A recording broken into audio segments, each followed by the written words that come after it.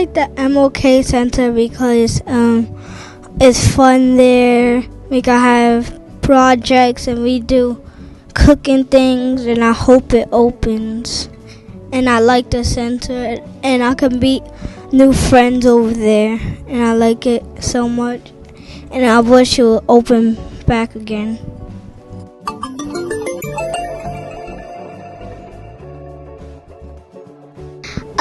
I like to play birthday tag, basketball, and I like to play basketball there. I like to play tag, soccer. And my name is Jarrell. My mom's name is Cecilia. And this is Shakira.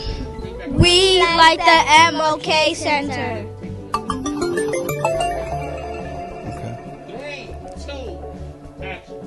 Hi, my name is Alan Teamer. I just want to wish the Martin Luther King Center a happy anniversary. It's been 39 years. 39 years. I can remember walking in this door for the first time as a little kid. A place of refuge.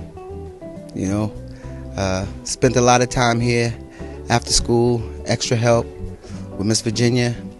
Got a little older, strayed away a bit, had my times out there in the street, and I can remember Miss Virginia pulling me inside, helping me, making me help her with her camp, keeping me occupied, showing me structure.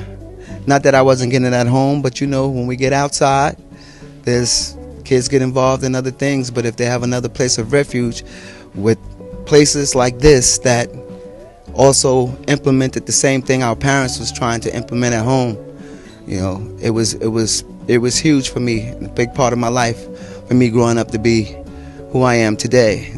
Got a long way to go, but I believe without the Martin Luther King Center and of course the support I had at home, I couldn't tell you where I would be. I did a lot of volunteering here. Started off basically forcefully. Didn't realize the importance of what was actually taking place. How it was showing me about our community and how when we come together, what was possible. Martin Luther King Center was a very special place. A lot of special place for a lot of people. And I hope we feel that way and don't take what we have and has had for these last 39 years for granted.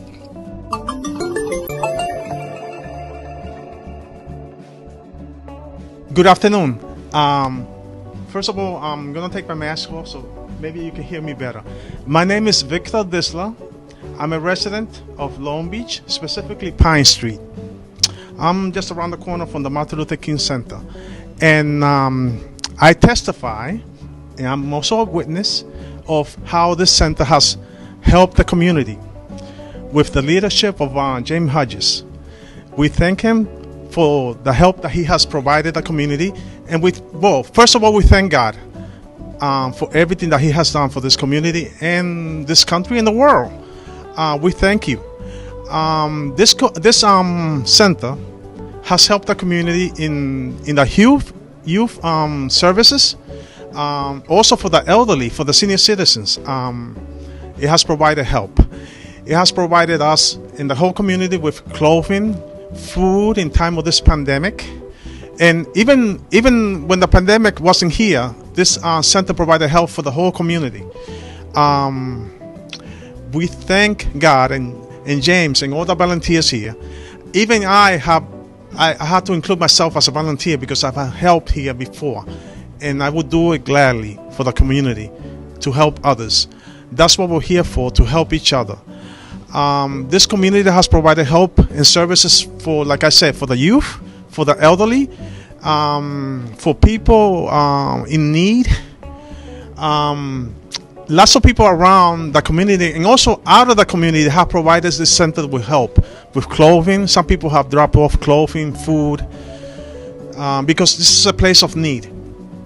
Well, during Sandy, the Martin Luther King Center has provided help in the form of food, clothing, and other services that they have provided.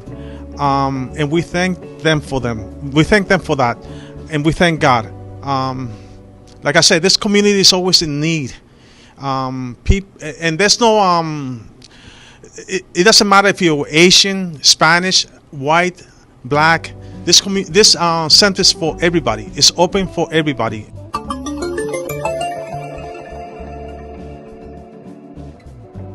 Being the president of the city council representing 35,000 people, it was my obligation and responsibility, and my background as an educator, as a former police officer, and an elected official, which actually lasted for 38 years at every level of government, from local to the New York State, where I became the deputy speaker in the state assembly. But my role, my job, and my mission. I say this, and it's important that people really understand who I am. I'm a person that God gave me an angel, a saint, and a mission. God gave me an angel, which is a special child, Ricky, who could never speak or cry, and blind. The saint was my wife. We were married for more than 50 years. And my mission, God gave me an obligation, a mission to serve and help the people. So with that in mind, and being brought up in Long Beach by my mother and her family, who was like basically one of the first social workers, without the title, but the person who was always there helping people, that I learned how important it is to be able to be there to serve the needs of people. And I found, as an elected official, the greatest rewards that I have in the job that I had as an elected official, and I still do that today, are the thank yous that you get for helping people.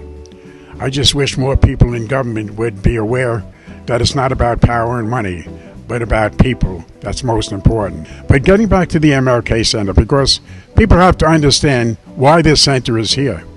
This center is here as an educational resource, as a social resource, as an athletic resource, to help develop our young population, the youngest of our children within the community, to have pride in who they are and to have an educational resource that they felt comfortable in learning.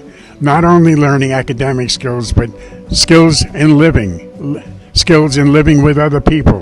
The intercultural support that was being given in the MLK Center was an outstanding resource for people from all over Long Island. The MLK Center in Long Beach was a model, and the people could understand that development, that young people who were very shy and never had the educational and social opportunities that all other people might have, just because of the fact that they were people of color, that the answer really is the black people here developed and they were comfortable here, and this became a resource in any bad situation. We had storms here, and you know what? When I was on the city council and when I had an opportunity as a legislator, when we had a severe storm, we came here and we had an opportunity to feed the people of the North Park area. They would go to school, there were no cooking, no electricity, and they would go to school and they would come here because here we had food to give. And when they ran out of food for the young children to have a hot meal, my wife and I were here and we watched them when he said running out of food. So we went to the bank and we got funding to make sure that they had food. And we gave a financial resource for food. But this was a center for people to have a home away from home, where they can have guidance, opportunity, educational, social, and to be really at home in their community, to have the resources that are made available by the programs of the MLK Center here.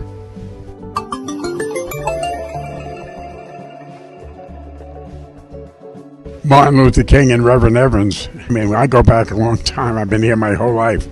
And I mean, I can mention 710 Riverside. Nobody would even know what that was. But that was a place where I delivered a young baby. And it was right here where we are, just about.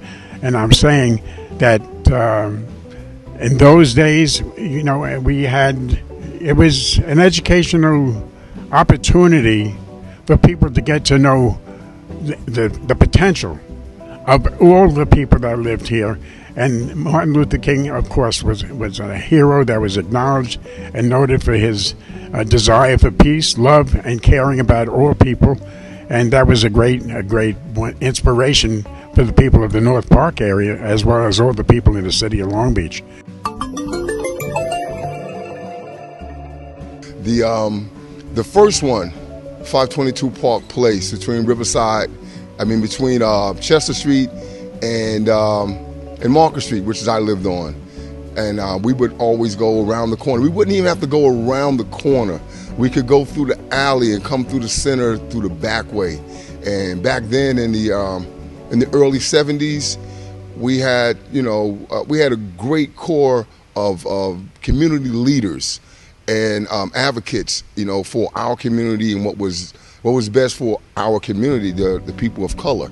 And there were people in place to help us advance as people and become productive people within society, which is what my father always preached to us. He didn't care what we were going to be in life, as long as we were productive people within society. If you're going to be a sweeper, be the best sweeper you can be. Whatever you do, be the best at it. But growing up with guys like, with gentlemen like Laverne Tart, I remember this man. He played ABA ball with Julius Erving.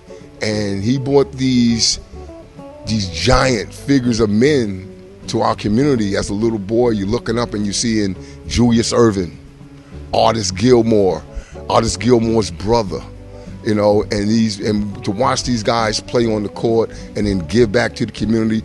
I was a part of the Julius Erving basketball summer camp.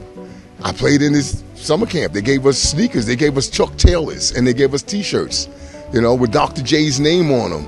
And then to have mentors like DeWitt Jones, Dave Taylor, and which Julius Erving mentored them, and then in turn they passed the mentoring on to myself and my peers. So we had a great time in that first MLK Center. To me, it was a safe haven. They taught us life skills. They taught us about our culture. They taught us about humanity. And Udi Akins, oh man, I love this dude. Eugene Akins, that's another one of my big brothers. Taught me how to play ping pong. Always beat me, but then I tried to make it up on the basketball court. And but to have mentors like that in place, Udi Akins, Miss Virginia, my second mother, which I think was all of our mothers. Miss Virginia took care of this community and these kids in this community, and Donnie Cruz, these great people helped me and my family advance my education and my growth as a man within the community and without the world, because I left here and moved away and was able to come back and still have a close bond with this community, and to be able to give back. When I lost my mother, unfortunately, in 2010, and so I come back to New York, I needed something to do to make me whole again. And so along with my good friend Robert Gauze, we came and we enlisted the help of James. And James gave us an opportunity to give back to the youth. And at that time, in 2011, these kids were struggling. They were struggling with reading, writing, arithmetic, and with their homework mainly, and they were doing poor. And they were threatening to take away the after-school program, which our kids need so much. Our kids need this program. And so we went in, we grabbed the bull by the horns. It wasn't about the money, because they didn't pay us no money. I volunteered, and I did it from my heart, because I was once these kids. And it felt good that when you came home from school, you didn't have to go home. You could come back to the community center. You could interact still with your friends in the community, and then you got help with your schoolwork. And we helped these kids go from failing, and I think the lowest grade after 90 days, from January to mid-March, these kids went from failing to the lowest grade was a 76. They all had 100% homework completion, 100%, because we helped every child that came through this door that needed help. We helped them. And we saw the progress from our help because they passed in school. And we have children today that came through this MLK Center, and I know I came through this center, and so I give props to Virginia, Laverne Tart, Biff, Queen Esther, Udi Akins, John Sutton, Uncle Jimmy Grayton, these people that encouraged us to go out and be the best that we could be.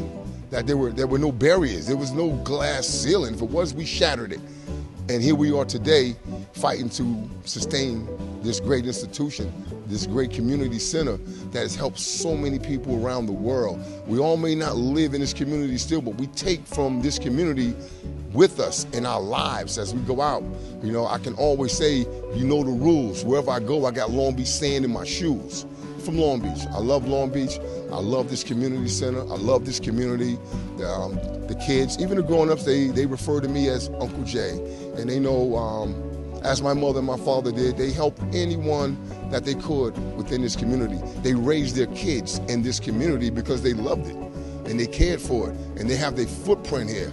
And I'm hoping to leave my footprint here in this community that's on a good note, to uplift our youth and our seniors, that we all bond and come together, to make a better community. If we take care, my father's premise was, if I take care of my household, my kids will go out and they'll attract people that take care of their households. So then we build a better community. Then we build a better city. Then we build a better country. Then we build a better world. And it takes all of us doing our part. And some of us think that, well, my input is not going to impact any change. It will. There's a young man that I tutored here. We call him Oatmeal. And Oatmeal's away at school now. He's doing very well. But Oatmeal has multiple siblings, and they don't all have, the same parents. But he was responsible for running errands after he got home from school. And I would tell Oatmeal, you got to come and do your homework, man. He's like, all right, Uncle Jay, I got to run some errands. I'll be back. And he would go and run his errands. And by that time, all the kids are done with their homework. They're getting ready to go have their recreation time. So God bless the dead, Mother Hodge and I and Miss Louise, we would make sure we put aside his snacks.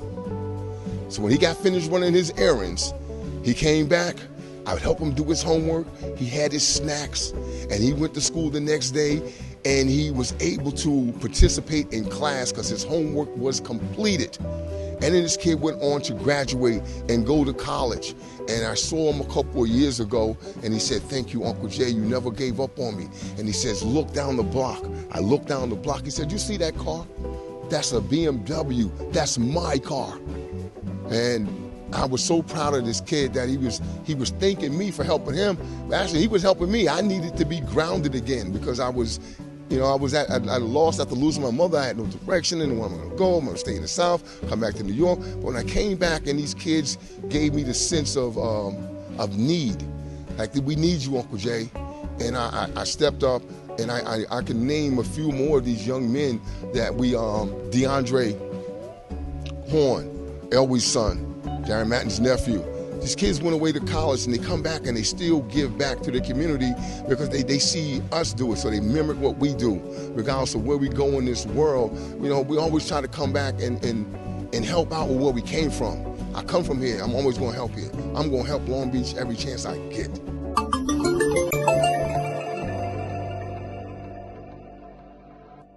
Going back to my mom, I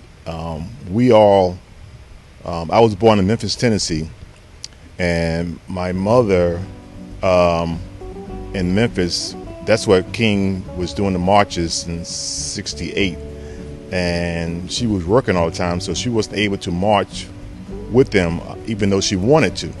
So at that time, with all the racial tension throughout the country, we was right in the middle of that when King was coming down for the marches for the garbage man. So after a couple of years of being down there, we came to New York in 1971.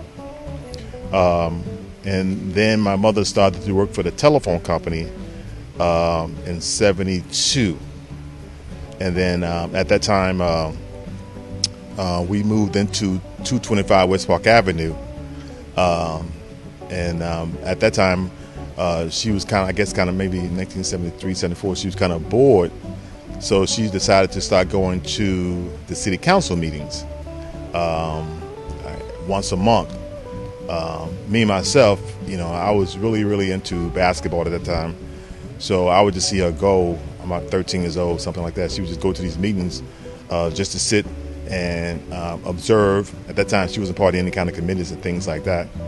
Over the years, she would continue to go every month, and she started to speak, doing I guess open mic or open opinions about things. As time went on, they asked her to be a part of some organizations because at that time there, the center was on Park Place, and it was a basketball court there, and it was a center inside. I mean, on the side there, but activities and things like that. We had great times there. I mean, it wasn't much. They had a boxing ring inside and pool table, but really what it was just some place to go after school. And in the summertime, they had summer camps for the kids. That was great. So kids would come there from the community and do the camp. And we have a lot of arts and crafts and things like that they would do. I can remember Eugene Akins doing a lot of that. But they always had activity for them to do throughout the summer.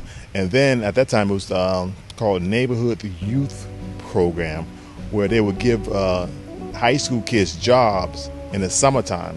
And those jobs would be being counselors to the kids in the summertime. So they worked for MLK Center, and the county would pay them for being counselors. So that was a great opportunity to get some extra money for the kids that was in high school. And then after that, my experience with the MLK Center is that we had a outside basketball court on the side of the center. And then what happens is that every year they wouldn't turn the lights on. So as spring come, the daylight get longer, but then it gets dark. So we had to go to City Hall, and every year and ask the City Council to please turn on the lights for the basketball court. And we would go to Mr. Wiesenberg, and every year he would turn them on for us. But if you look at the West End had a beautiful center. They had they had West School with an inside gym. They had programs, they had everything.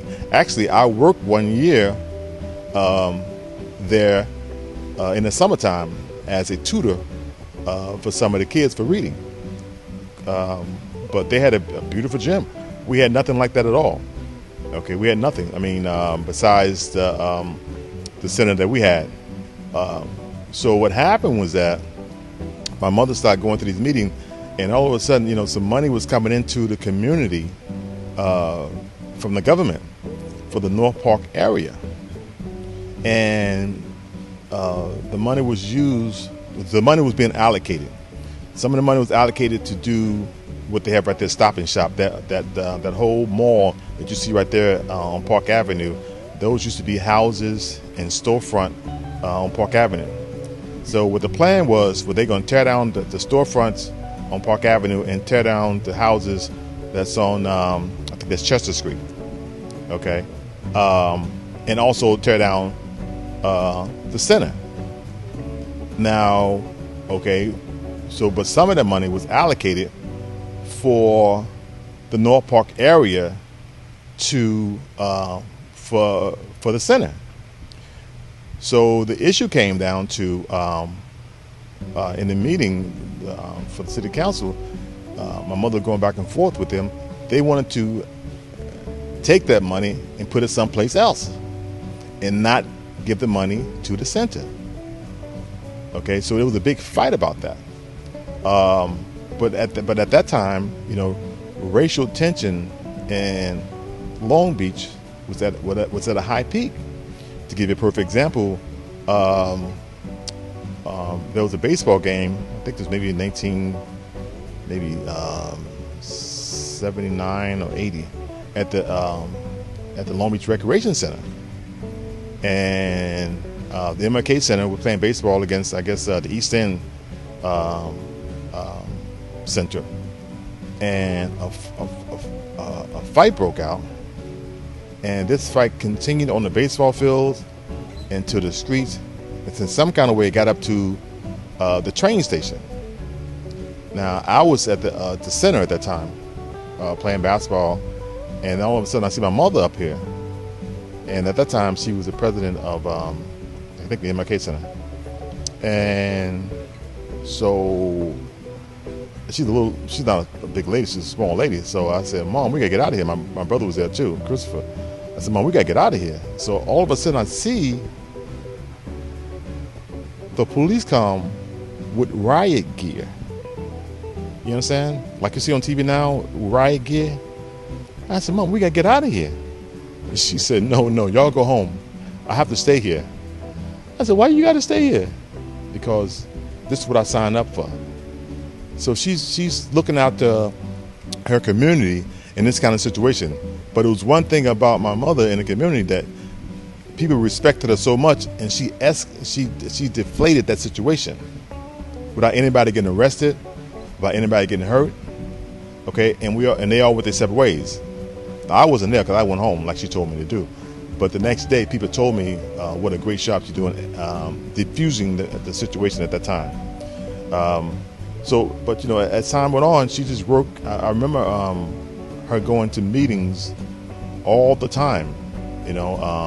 She also was on the youth council at City Hall for the Northeast Park area also.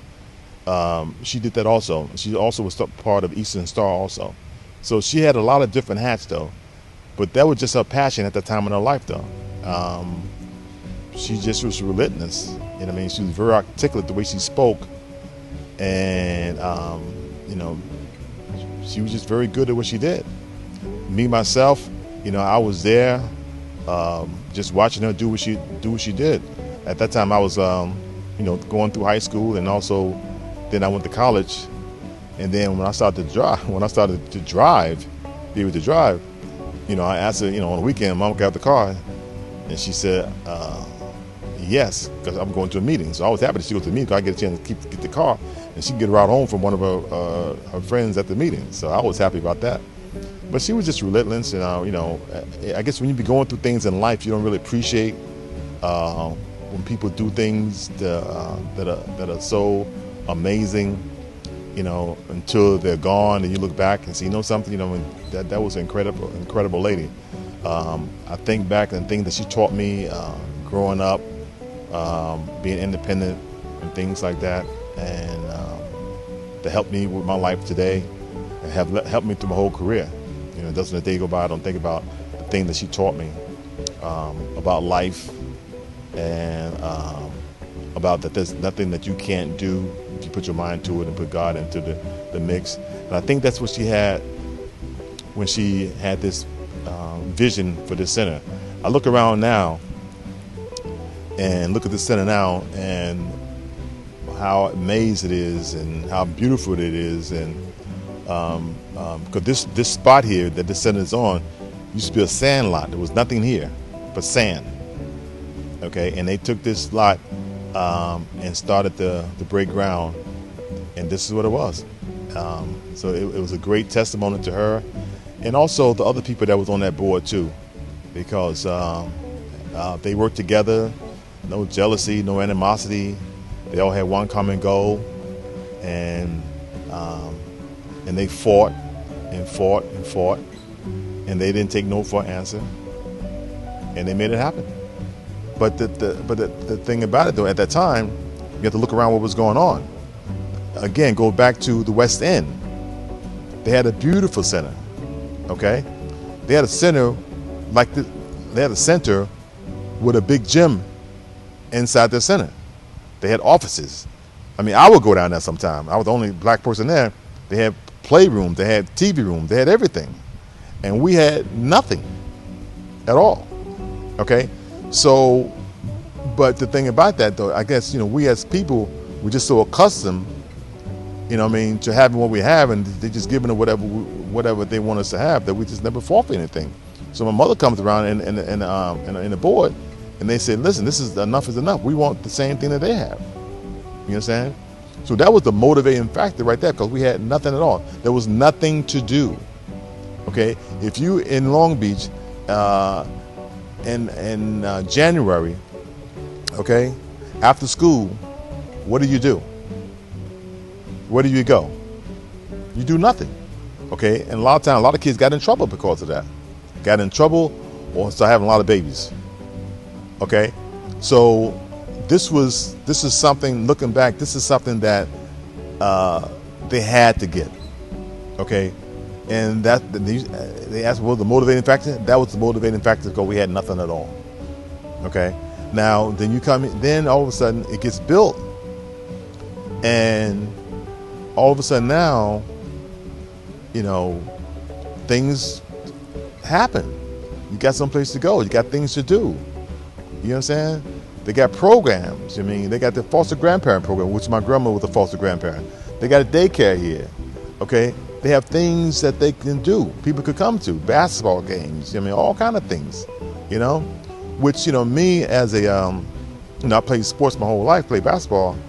You know, at that time, okay, in 1975, 76, the only time that we was able to play basketball in a gym was on Tuesday at Central School from 7 to 9. And Central School had a gym, and we would pack in there once a week to play basketball. And that was it. Okay? And West End had it all 7 days a week. So, you know, we was being, as you would say, deprived, you know, of our basic rights to be able to raise our kids in a decent environment, you know. And so that's what the fork come in. The fork come in. That's what they was fighting for, you know. So, and that was the main goal, and they got it done. You know, they got it done. I mean, to me, man, yeah, I was like, you know, I mean, when my mother come in the meetings and everything, I'm like, you know, I wasn't expecting them to succeed, to be honest with you. I mean, until I saw them break ground, then that's when I believed it. But before then, you know, that's why I was never excited about it, because I didn't think it was going to happen.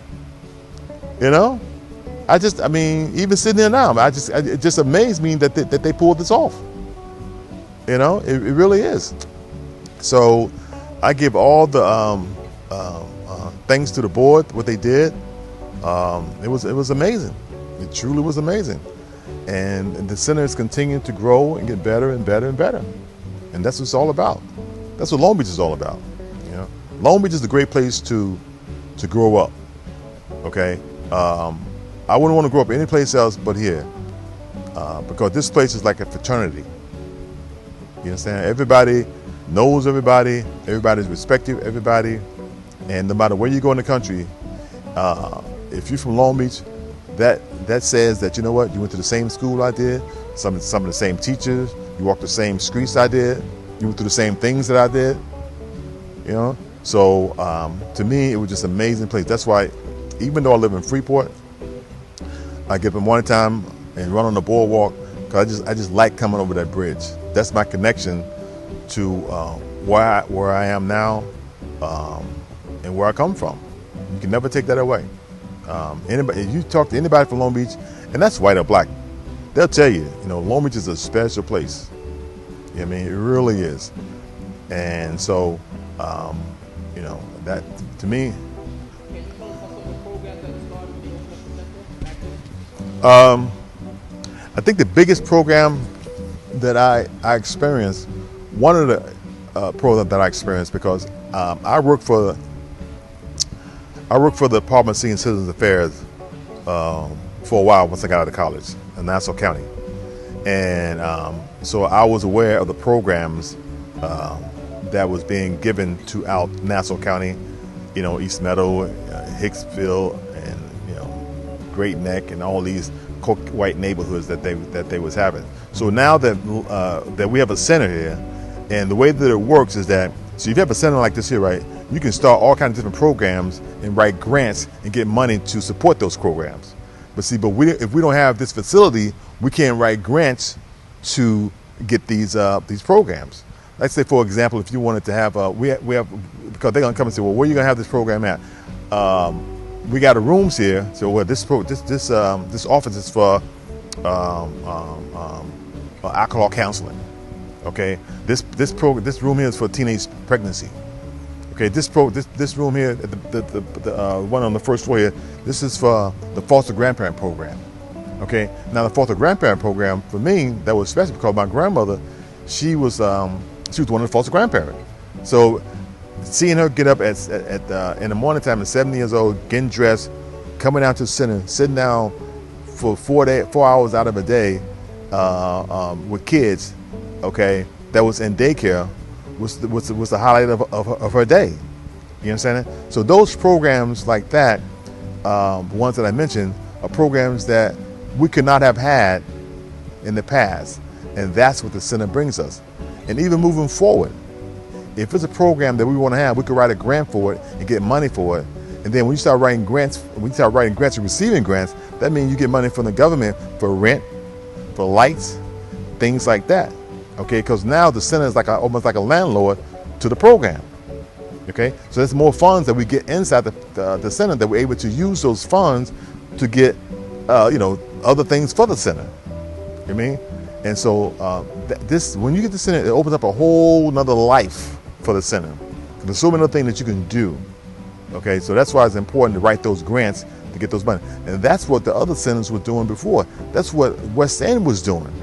Okay, that's what the other centers throughout Nassau County was doing. But we couldn't do that because we had no home. You know what I'm saying? We were squatters. So once we got this center here, all of a sudden now, okay, we got the center. And the first thing my mother did, right, was got a grant writer. Her job, her name was Miss Alexander. Her job was to write grants. Okay? And what she did was write grants to get programs into the building.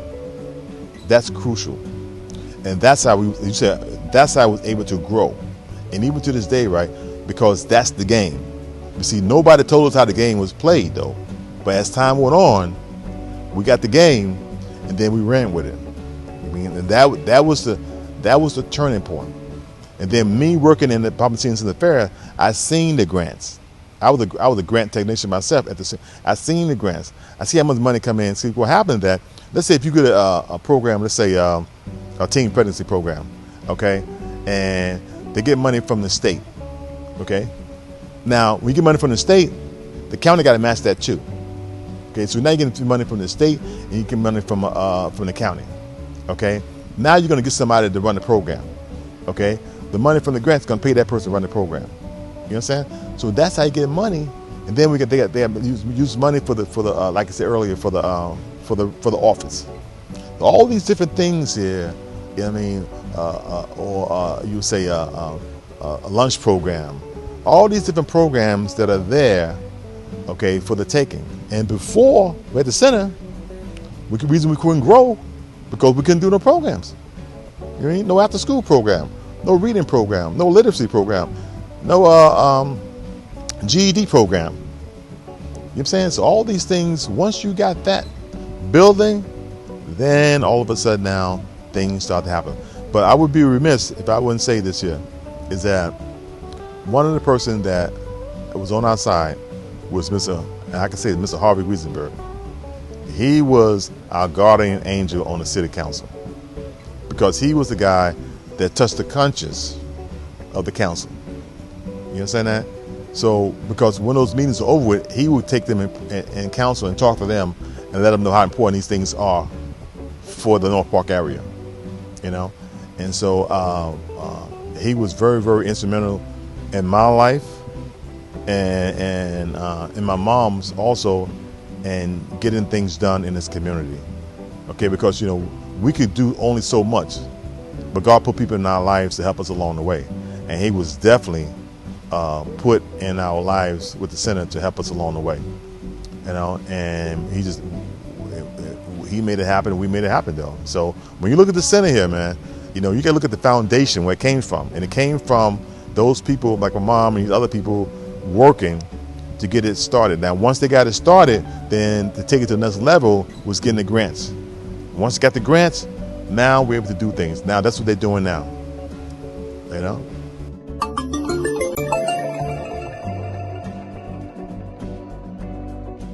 Well, what the Long Beach MLK Center means to me is, since I was a youngin', I came in the MLK Center. I had to be around 5 or 6, and I've had mentors. I've had people guide me, whether it was daycare or one of the adults helping me with my homework because my mom couldn't afford to give me a tutor, whether it was basketball tournaments, and then that transitioned to opening doors to playing basketball at AAU.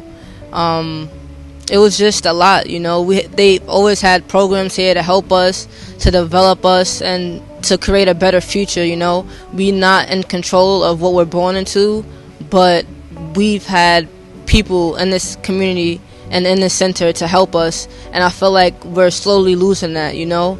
What I had and others had a chance, these kids, they don't have that, and that needs to come back. You know, I was homeless, me and my mom, when I was 11 years old, and it was a terrible time because I felt lost.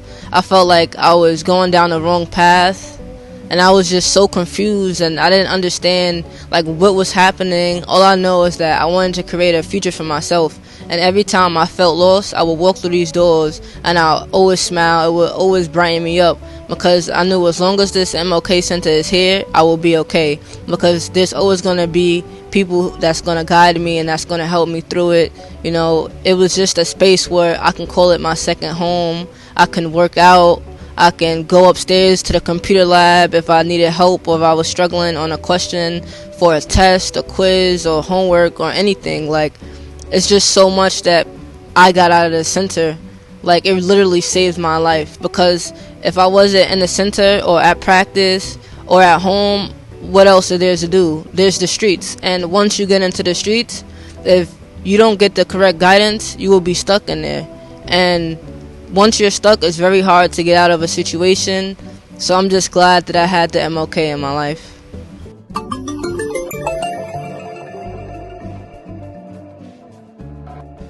So the center has had many programs. They had the dance program. I was a part of the dance program for about a year. I believe her name was Miss Shakenya or Shakira, and she used to have us in there every weekend. We'll come into what is now the boxing room. It used to be our dance room. You know, they've had daycare, they had homework, after school programs at Lindell. They partnership with Lindell for the kids. They had their own summer program that was free for the kids, that was free for us. They used to take us to Donny Park, Splish Splash. They've had senior programs who my friends, their parents got to come here, play bingo. You know, we used to come in here, say hi to them, talk to them. They used to laugh, have a good time.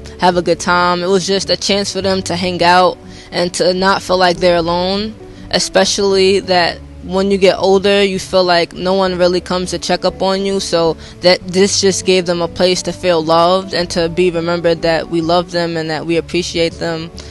We had wrestling program. We had basically almost every program that I can think of. You know, we've had programs where people come in and teach us about finances, how to manage our money, what to do with our money. We have had guest speakers who've either like did something professionally or knew someone, and those people came in, they talked to us. We just had so many people come talk to us and just try to help guide us. I remember when Dr. Martin Luther King's daughter came to the center, it was like amazing. Like, can you imagine meeting Dr. Martin Luther King's daughter? Like, the impact that he has had in the world, and then you get to meet one of his kids. You know, that was amazing. It's just so much I can go on and about. Like, if you guys do your research about the Martin Luther King Center, you would know.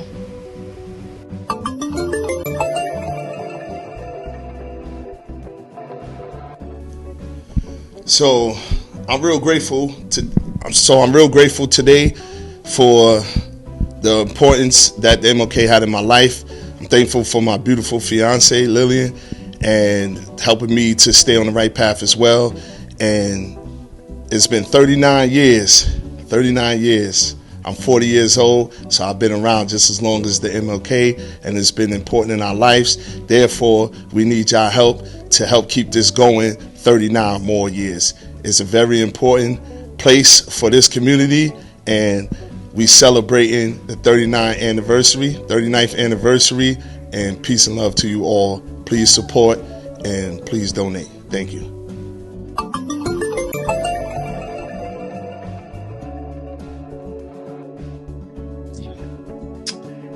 Well, we're so excited to be here at this MLK 39th anniversary.